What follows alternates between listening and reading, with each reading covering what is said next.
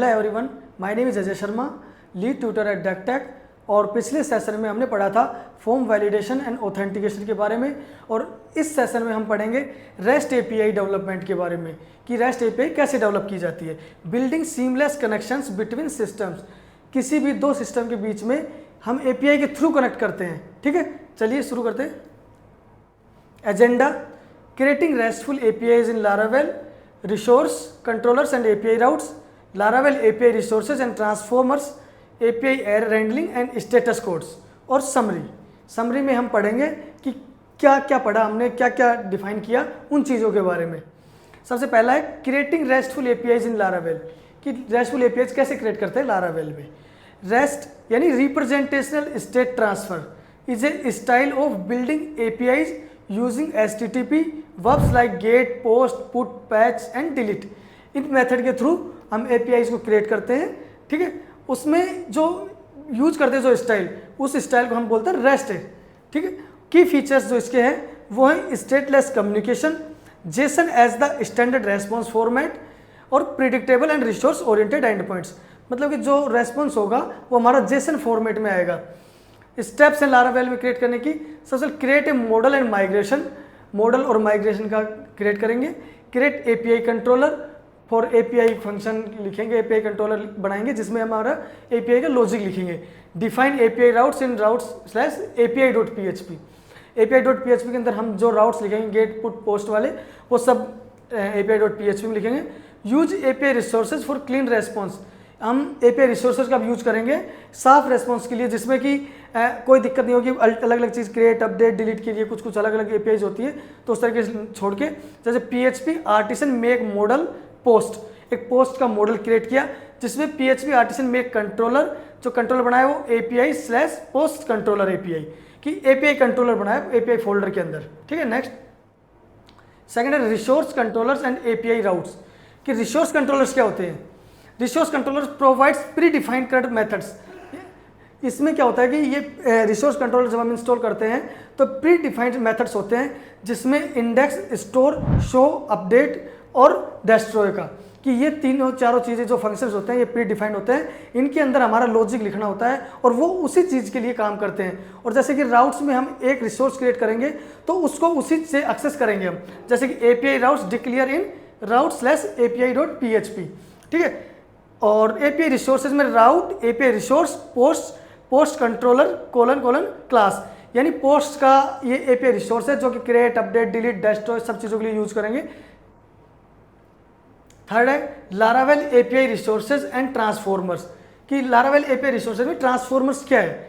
API resources है transform model into well structure Jason, कि एक मॉडल होता है कि हमने टेबल से कंप्लीट डेटा निकाला और उस डेटा को हम किसी एपीआई में पास कर रहे हैं, तो किसी मॉडल के थ्रू कर रहे हैं, यानी किसी ऐसा फॉर्मेट है हमारे पास जिसमें कि हमें उसको जो जो चीज़ चाहिए वो प्रोवाइड करेंगे।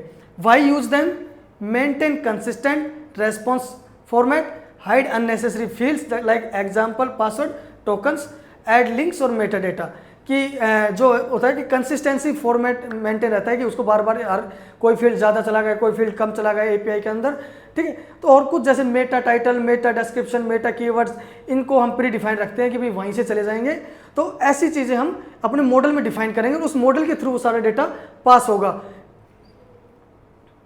PHP artisan make resources post resource, जो कि मैंने एक रिसोर्स क्रिएट किया जिसमें पोस्ट रिसोर्स में क्या क्रिएट, एक फंक्शन में एरे पास कर, रिटर्न में क्या करूँगा कि उसमें जो डेटा आएगा उसमें सिर्फ आईडी पास करेगा, टाइटल, बॉडी, ऑथर और क्रिएटेड एड, और इनके अलावा जितने फील्ड होंगे इसमें जो हम रिक्वेस्ट में लेके आए हैं वो एक भी फील्ड उनके पास नहीं जाएगा।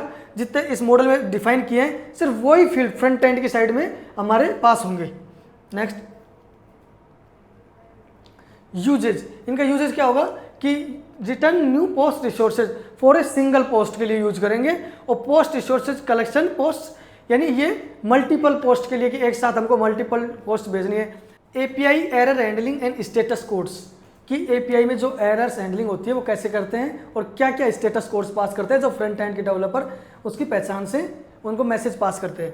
कि why error handling is important, ensure client gets clear feedback when something goes wrong, कि यानी कि क्लाइंट कुछ भी पोस्ट क्रिएट कर रहा है या फिर एडिट कर रहा है, डिलीट कर रहा है, तो उसको क्लियर मैसेज जाना चाहिए कि इनवैलिड यूज़र नेम या फिर इनवैलिड ब्लॉक टाइटल, मतलब इनवैलिड ईमेल, इस टाइप से, ना कि कोई ऐसा मैसेज आए कि उसको खुद को समझना आए कि मैं क्या गलत कर रहा हूँ। Helps developers debug issue faster, कि डेवलपर की ये हेल्प करता है किस केस में, कि उसको डिबगिंग करने में कि कहाँ एरर आ रही है और किस पॉइंट पे एरर है, किस चीज़ की एरर है, जिसके लिए हम ट्राई कैच ब्लॉक का भी यूज करते हैं।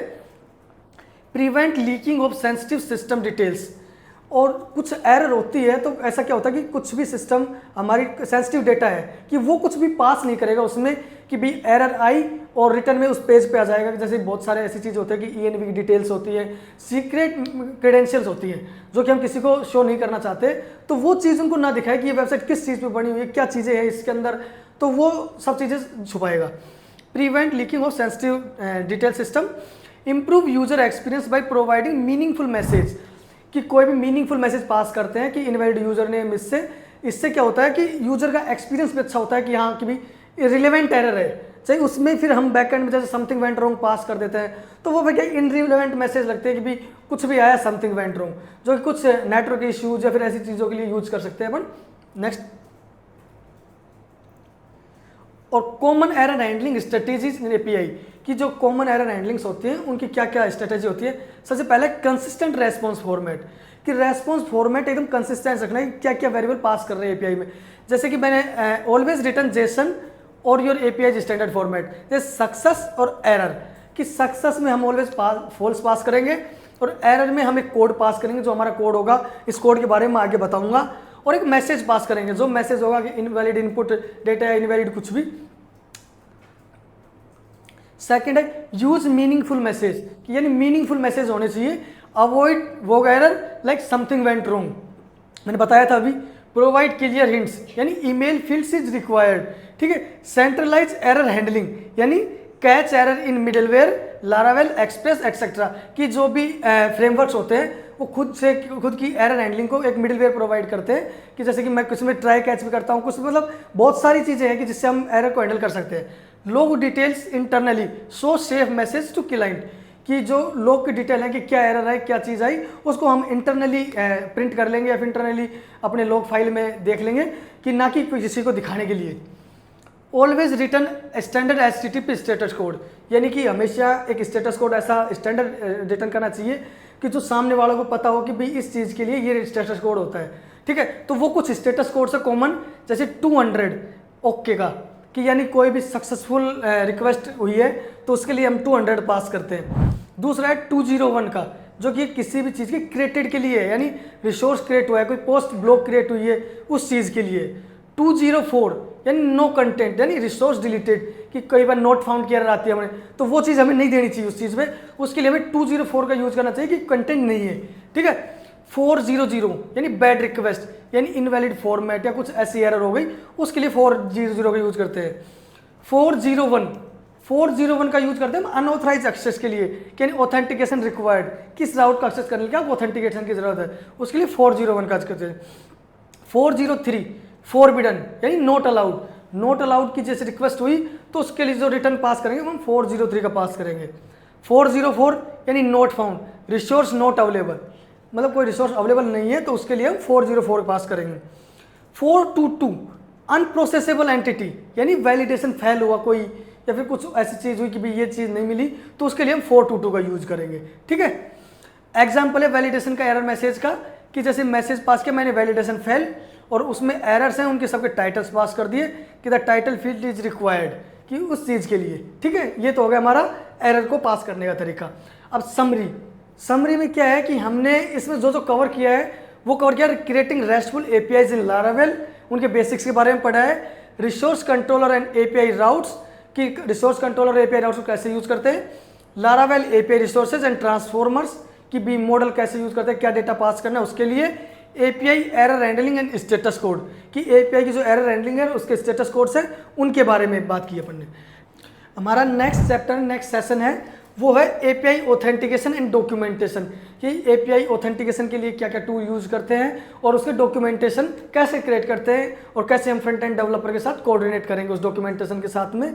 तो ये है हमारा नेक्स्ट सेशन, ठीक है। Thank you for watching this video और मिलते हैं नेक्स्ट सेशन में, और तब तक के लिए आप बने रहे हमारे चैनल पे।